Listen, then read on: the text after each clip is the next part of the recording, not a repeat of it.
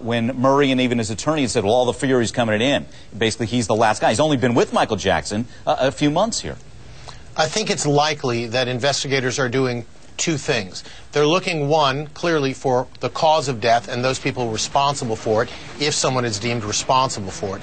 And secondly, they're also looking at abuses in prescription drugs, and that could go back years. With Anna Nicole, there were charges filed in her case more than a year after she died. None of them involved murder or manslaughter. All of them were dealing with conspiracy and drug abuse charges. You have doctors here, multiple doctors. I was told by one doctor who is close to this investigation that 19 doctors are being investigated now, and there are more than 11 aliases. That's a lot of doctors, a lot of people involved, and this one doctor said he expects some of those investigated to start falling like dominoes. Yeah, and the difference, Jim, let's clarify for our viewers, between Anna Nicole and Michael Jackson is possibly the one drug that could be the main cause. With Anna Nicole, we understand it was a cocktail. With Michael Jackson, could be as well, but Diprovan could be the main cause, right? But with Michael Jackson, we also heard Dr. Murray's attorney make it very clear that his client, Dr. Murray, did not give Michael Jackson Demerol or Oxycontin. That led us to believe early on that those were two of the drugs that they were looking into, because they were two of the drugs that Michael Jackson was believed to be using and may in fact have been using. Yeah. So there may be, and there are expected to be, more than one drug. The Diprovan, though, is the big drug, and the reason why that's so big is you can't get a prescription for it. As the doctor said, you can't use it at home, and clearly that's what was being done here. No, and it would just seem so irresponsible at the least to give that in a home setting, knowing the dangers. And we talked to Dr. Vimal Lala about that, what you need to do to monitor somebody, oxygen levels in the blood, heart rate, not something you can do at home effectively. Guys, we're going to have to leave it there. Jim Murray, Anita Kay, Dr. Vimal Lala, thanks so much. I'm sure Your we'll talk. point of view. This is Prime News. Welcome once again. This is hour number 2 of Prime News. I'm Mike Alanos. All right, 2 big developments to talk about in the Michael Jackson case. First, in Las Vegas, just hours ago, drug agents with search warrants in hand went into Dr. Conrad Murray's home and clinic. The home you see here, that's on the left, clinic, office on the right. Looks like the walls could be closing in on Dr. Murray. Last night, a source close to the investigation confirmed it was Dr. Murray who gave Michael Jackson a powerful anesthetic in those very last hours of the singer's life. We'll take your calls. 1-877-TEL-HLN is the number. Joining me now to talk about this, Anita Kay, criminal defense attorney, former prosecutor. Also with us, Jim Murray, chief correspondent for Inside Edition, attorney, former CNN anchor. And joining us again, Dr. Vimal Lala, a board-certified anesthesiologist. And again, you can call in at 1-877-TEL-HLN. Vimal Lala, let's bring him in.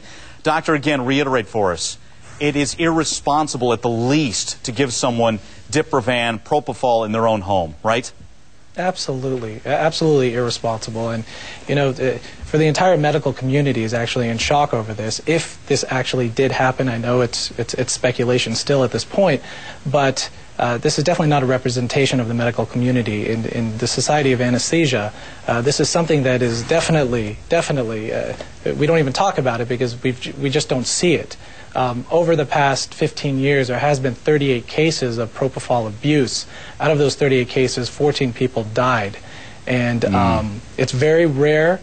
Does it happen? It can happen as we're talking about now, but it's definitely just something that's pretty absurd. Yeah, okay, we're going to take a quick break, guys. When we come back, more on the man in the crosshairs of authorities, Dr. Conrad Murray, paid $150,000 a month to care for Michael Jackson. We'll dig deeper into that relationship and take more of your calls at 1-877-TEL-HLN. We'd love to hear what you think about Dr. Conrad Murray, Michael Jackson's personal doctor, the guy under the microscope right now. The one accused of giving the king of pop a powerful sedative right before his death. This doctor brought in $150,000 a month just to take care of Michael Jackson. The singer even had to plead with his concert promoter to keep Dr. Murray around. Erica Hill from our sister network CNN digs deeper into this intriguing relationship. Dr. Conrad Murray was one of the last people to see Michael Jackson alive, a man the pop star insisted on having by his side, telling concert promoter AEG Live only Dr. Murray would do for his upcoming London shows. He says, you don't understand.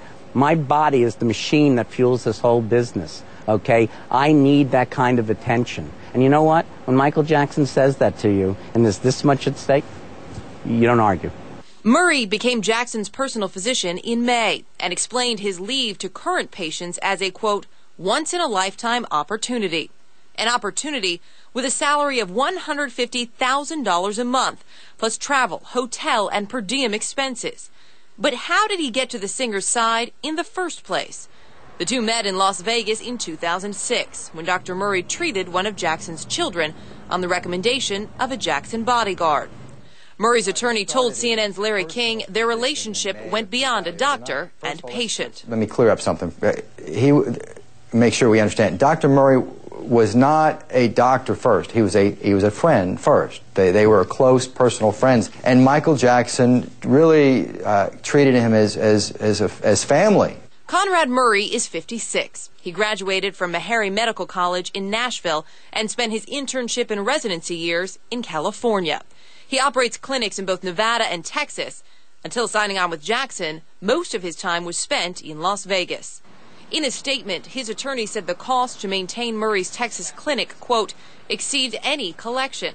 And documents obtained by CNN show his Nevada practice also suffered financially, with some $400,000 in judgments for debts over the last couple of years. Since his famous client's death, Murray has not spoken publicly except through his lawyer, though everyone is waiting to hear what the man who found Michael Jackson unconscious has to say. Erica Hill, CNN, New York. All right, thanks, Erica. Let's bring back our expert panel now. I want to go right to Dr. Vimal Lala. Doctor, what struck you? What struck me there is the one part where we find out he's more friend than doctor. That's a red flag, isn't it? That is a red flag, yes. Yes, it is. When we talk about, and as we put the dots together here on this, and you talk about, with that said, meaning he could be more likely to administer something that he shouldn't in a case like this. And when propofol is administered, lay it out for us. What kind of monitoring has to go on here, Doctor? Okay.